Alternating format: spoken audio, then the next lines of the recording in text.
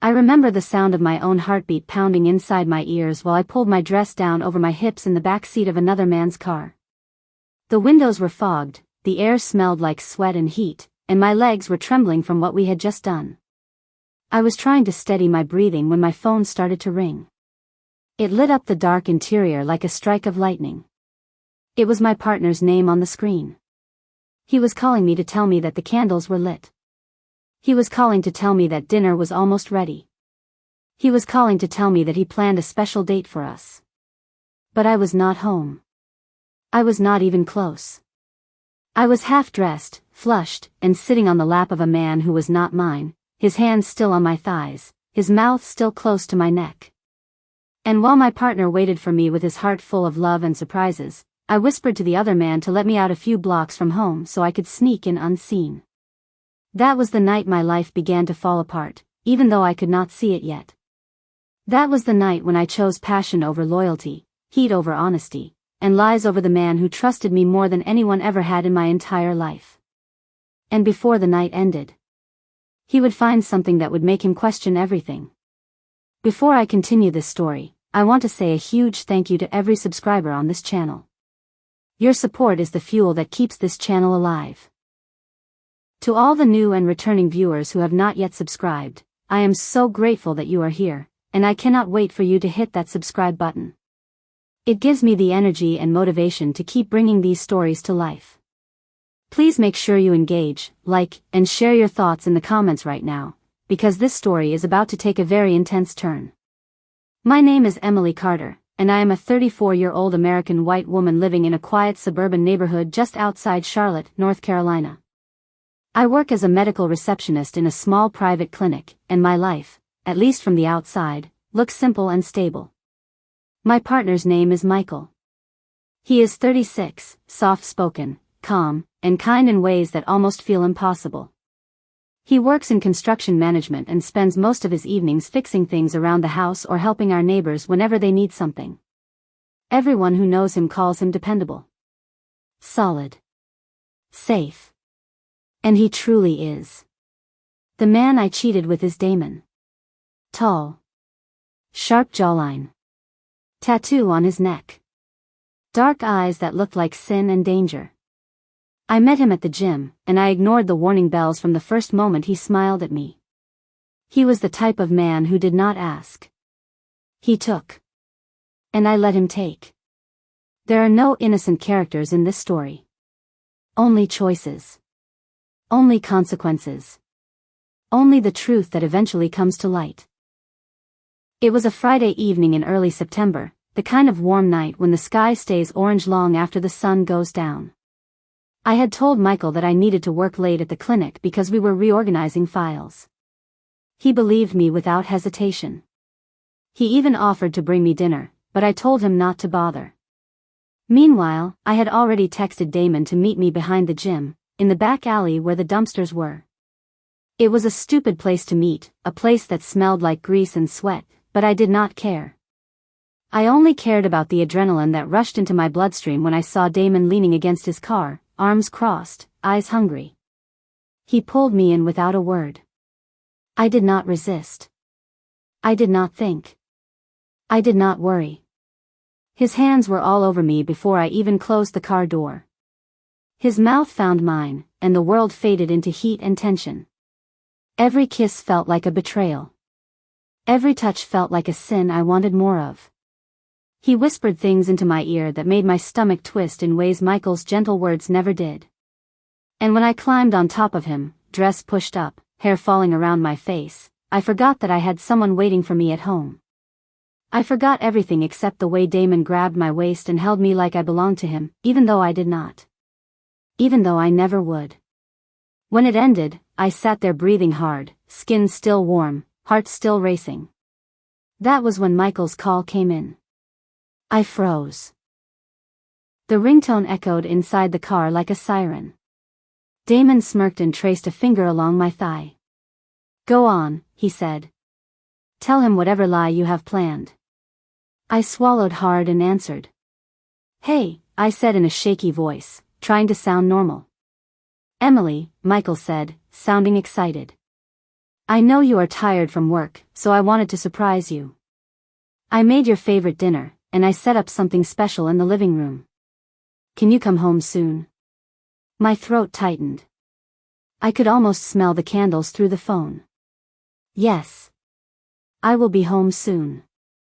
When I hung up, I felt Damon's hand slide up my back again. You still have time, he whispered. My body wanted to stay. My conscience wanted me to run.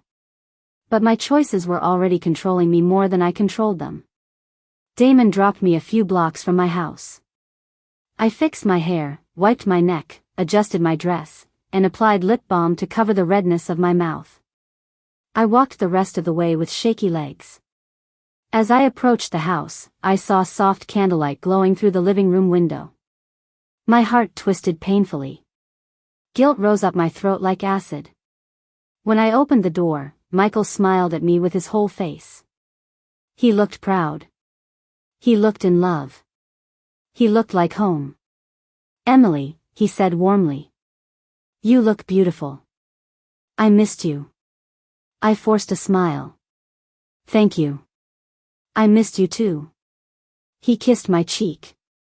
I could feel his lips searching for something. Something felt off. He could sense it, even if he did not know why. We sat down to eat. Candlelight flickered between us. Michael kept touching my hands softly, but I was too stiff, too guilty, too distracted. And then it happened. He reached for something on the table and paused. He frowned. He leaned forward. He stared at my neck. Emily, what is that? My stomach dropped. I touched my neck instinctively and felt a slight soreness. Damon's mouth. His teeth. His kiss. Michael stood up slowly and walked around the table. He lifted my hair gently, and when he saw the faint mark, his entire face changed. He did not yell. He did not accuse. But the suspicion was there. Heavy. Sharp. Hanging between us like smoke. Did something happen today? He asked softly. My heart stopped. The night was no longer romantic. The night was no longer safe. This was the first crack. The first sign. The first moment when Michael looked at me not with love, but with doubt. And I knew deep down. Everything was about to spiral. I sat across from Michael that night, pretending that nothing was wrong, but the mark on my neck pulsed like a brand of guilt. He kept looking at me with a mixture of confusion and concern, as if he wanted to believe every word that came out of my mouth, but his instincts whispered something different. I could feel the air shift. I could feel the warmth between us cool by a few degrees. And even though he did not confront me directly, I knew the seed of suspicion had settled inside his mind. I went to bed early that night. I claimed to be exhausted from work, but the truth was that I could not breathe under the weight of my own lies. I could not meet his eyes. I could not stand the gentle way he tucked the blanket around me, unaware that the woman he cared for had spent her evening grinding against another man in the back seat of a car behind a gym dumpster. Michael climbed into bed beside me. He wrapped his arm around my waist and pulled me close, warm chest pressed against my back. His touch felt safe. It felt steady. It felt like the life I was throwing away without a second thought. I lay there stiffly, unable to relax, unable to enjoy it, because my body still ached from what Damon and I had done hours earlier. When Michael whispered, "Good night, Emily," I almost cried. I woke up before Michael. Sunlight filtered through the blinds, and my room felt strangely foreign, like I did not deserve to be there. Michael's arm was draped over me. His breathing was slow and peaceful. He looked younger when he slept, softer, innocent. A man who had given me everything and asked for so little in return. I slipped out of bed quietly and went to the bathroom. When I looked in the mirror, I saw the faint red mark on my neck. I touched it and felt a shiver of shame and memory run through me. My fingertips traced over it slowly, and I hated myself for remembering how it felt when Damon bit me there. I tried to cover it with makeup, but it still showed faintly. When Michael entered the bathroom behind me and saw me applying foundation to my neck, he paused. Does it hurt? He asked. No, I answered quickly. It is fine. He nodded slowly, but the doubt in his eyes deepened. Michael was not a jealous man by nature. He never went through my phone, never questioned me when I said I was going somewhere, never accused me of anything. But suddenly he was watching me with a careful gaze, as if he was studying pieces of a puzzle that did not fit anymore. Over the next few weeks, my life became a constant balancing act between lies, guilt, and desire. In the mornings, I kissed Michael goodbye and pretended to be the loving partner he believed I was. In the afternoons, I texted Damon and told him exactly when to pick me up, what to wear, and where to meet. The thrill grew stronger. The risks grew bigger. Every time I saw Damon, I felt a rush of adrenaline that drowned out my guilt. He would slide his hand under my dress in the most public places, whisper reckless things into my ear, and demand my attention like he owned it. One time he pressed me against the wall of a storage closet at the gym. Another time he pulled me into his car before I could even buckle my seatbelt.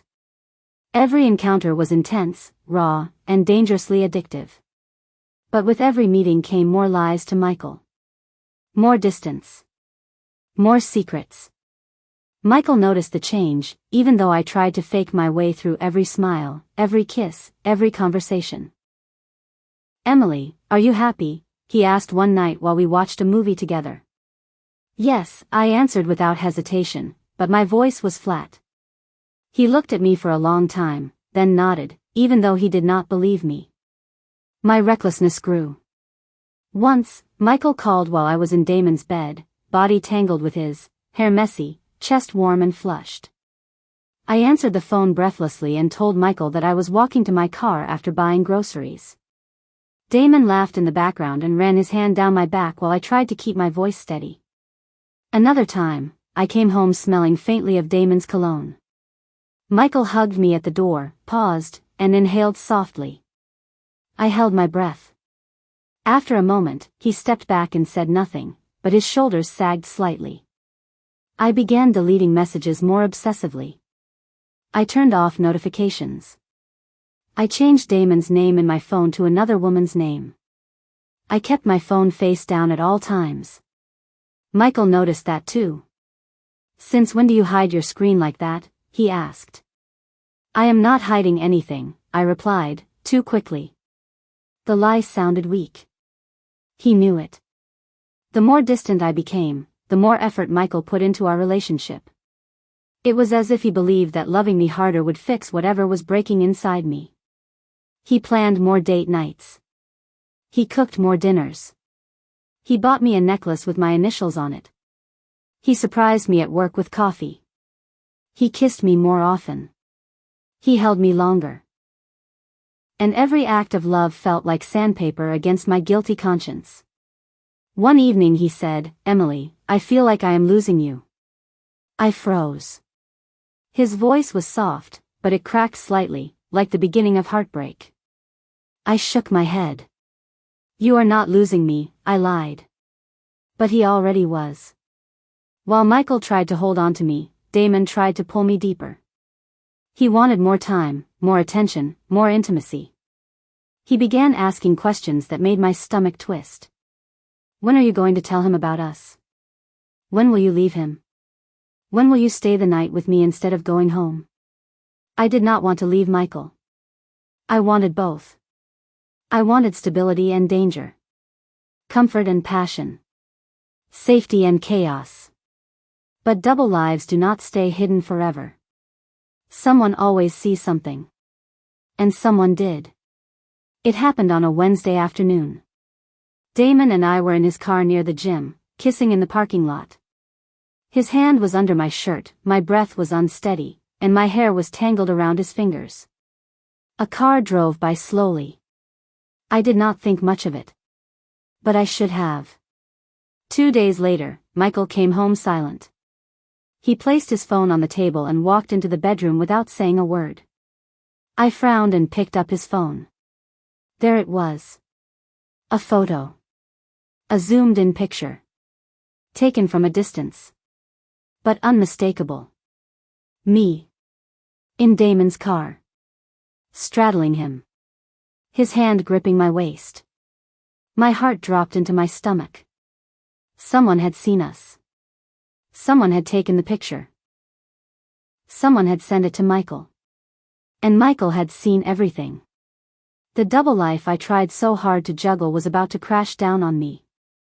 Everything I feared was now real. Everything I hid was exposed.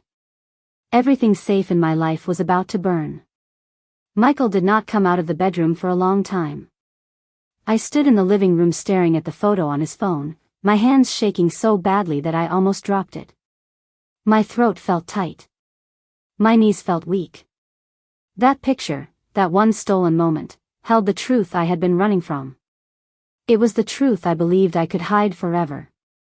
But someone had seen us. Someone had captured it. And someone had delivered it straight into the hands of the man who loved me. I took a deep breath and walked toward the bedroom. The hallway felt longer than ever. Each step felt heavy, like my feet were sinking into the floor. When I reached the door, I pushed it open slowly. Michael sat on the edge of the bed. His elbows were on his knees. His head was lowered. His hands formed fists so tight that his knuckles turned white. His phone was next to him, screen facing up. I stepped inside the room and closed the door behind me. "Michael," I whispered. He did not look up. The silence between us felt like it could suffocate me. It stretched, cold and sharp, until I felt like it cut my skin. Finally, he lifted his head. His eyes were red. Not from anger. From heartbreak. A type of heartbreak that destroys a person from the inside out. "Emily," he said, his voice low and hoarse. "Please tell me that photo is not real." My mouth opened, but no words came out.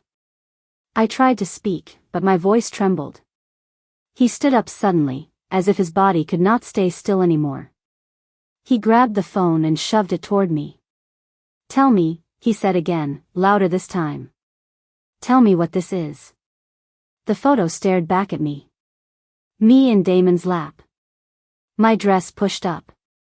My hands tangled in his hair. His hand gripping my waist. My head thrown back in pleasure. There was nothing to defend. Nothing to explain. Nothing to twist. The truth was right there, exposed in a single frame. "Michael. I am sorry," I whispered, barely audible. He let out a sound that broke something inside me. It was not a yell. It was not a curse. It was a sound of pure pain, raw and uncontrollable. "So it is true," he said. "You really did this to me." I nodded slowly, tears forming in my eyes. He stepped back away from me. His chest rose and fell rapidly, like he was struggling to breathe. "How long?" he asked. "How long have you been lying to me?" "A few months," I whispered. "A few months," he repeated slowly, as if he needed to hear it again to believe it. "So while I was loving you, while I was cooking for you, while I was planning our future, you were climbing into another man's car. You were letting someone else touch you. You were letting someone else kiss your neck and mark you." "Michael, please." "No," he interrupted sharply. "Do not say my name right now. I cannot handle hearing it come out of your mouth." He paced the room, running a hand through his hair. His eyes looked wild with confusion and disbelief. "Why?" he asked suddenly, turning to me. "Why him? Why did you do this?" I looked down at the floor. Shame washed over me like cold water. "I do not know," I whispered. He laughed without humor. "You do not know? That is your answer?" It felt exciting, I finally said, voice breaking. It felt different. I felt alive. I felt wanted. Michael stared at me with a look I had never seen before. Disgust. Hurt. Astonishment. "You felt alive," he repeated. "I loved you with everything I had. I trusted you. I devoted my time, my energy, my life to you. And you felt more alive with a stranger in the back of a car than with the man who actually cared about you? Tears streamed down my face. Michael, I made a mistake. A terrible mistake. He looked at me with eyes that no longer saw home. You made choices. Not mistakes. You lied every day. You looked me in the eyes and kissed me with his taste still on your lips. You crawled into our bed smelling like him. I sobbed. Please, let me explain. Explain what? He snapped. Explain how you cheated on me repeatedly. Explain how you let him touch you in places that were supposed to be mine. Explain how you looked me in the eyes and pretended everything was fine. I covered my face with my hands. Michael shook his head slowly, like he was trying to wake up from a nightmare. He walked to the closet and pulled out a suitcase. My heart dropped instantly. Michael, please do not do this, I begged. He did not stop. He threw the suitcase on the bed and started grabbing my clothes. He shoved them in without care, without order. Each shirt, each pair of jeans, each dress was a symbol of the life I was losing. Michael, stop, I cried. Talk to me. He kept packing. Michael, please. He zipped the suitcase shut with a sharp pull. Then he finally spoke. Emily, I cannot look at you without seeing him all over you. I cannot sleep next to you and pretend you are mine. I cannot live in a house with a woman who sneaks around and gives her body to another man. He grabbed the suitcase and set it by the door. You cannot stay here anymore. Those words hit me like a punch to my chest. You are throwing me out? I whispered. Yes, he said firmly. You chose him. You chose lust. You chose betrayal. Now you can live with the consequences. My legs felt weak. My body shook violently. Michael, I cried. I love you. He almost laughed again, but his voice cracked. You do not love me. If you loved me, you would not have done this. Real love does not betray. Real love does not humiliate. Real love does not lie. He opened the front door. I am done, he said quietly. I am finished with you. I shook my head. Please, please do not end this. I will change. I will fix everything. There is nothing left to fix, he said. You destroyed everything. And then he stepped aside, pointing toward the open doorway. Get out, Emily. My heart shattered. My legs felt numb. But I picked up the suitcase with trembling hands and stepped outside. Michael closed the door slowly. Not with anger. Not with hatred. But with heartbreak. The quiet click of the lock echoed louder than any scream. I stood on the porch, tears blurring my vision. I looked at the house, the life I had taken for granted. The warm lights glowed through the windows, but I no longer belonged there. I walked down the street with my suitcase rolling behind me, each step heavier than the last. I called Damon. He answered casually, voice relaxed.